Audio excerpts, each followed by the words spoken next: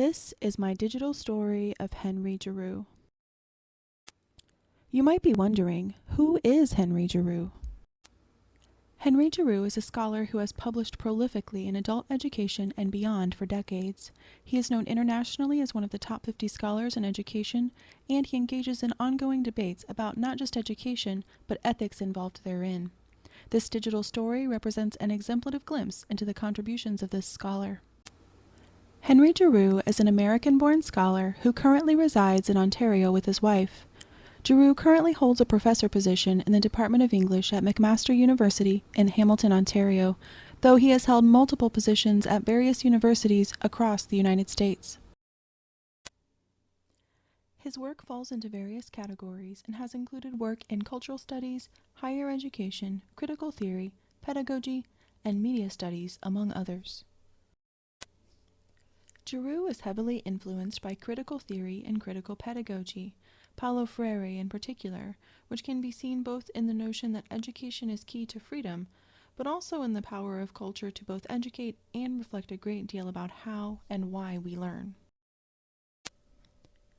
Giroux, though working with contemporary issues and concerns, deals more in the abstract and theoretical than in policies and practices, which has been a criticism of his work.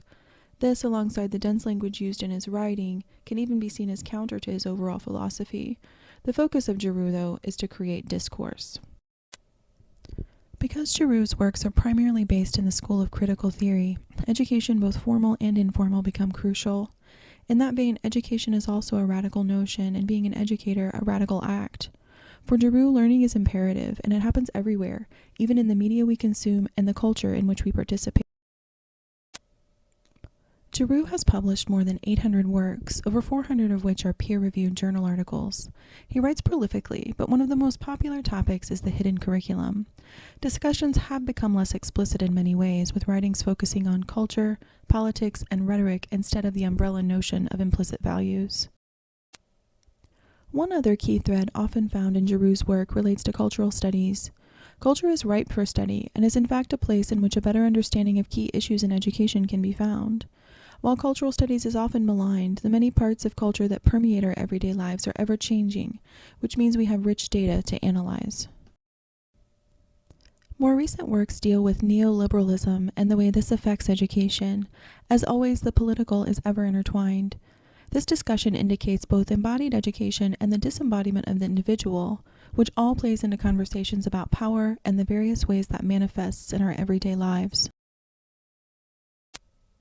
For Giroux, access to knowledge is a fundamental concern. Giroux is a member of the group The Public Intellectuals Project, which aims for critical education for a global economy. This project is a direct application of the views presented by Giroux, who indicates that open and available communication is important to democracy and freedom. The future of public education and genuine democracy is intertwined.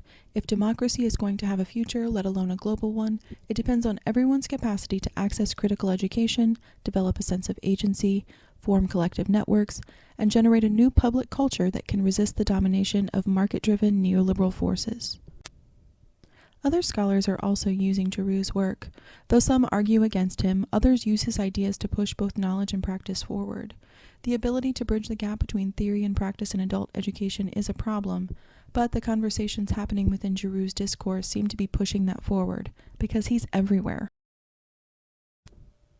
Giroux has been publishing for nearly 40 years, with no end in sight. As a scholar of adult education, he is invaluable as both a contributor of knowledge, but more importantly, a person not afraid to ask some pretty challenging questions. For more information, please visit Giroux's personal website or the Public Intellectuals Project. Created using Powtoon.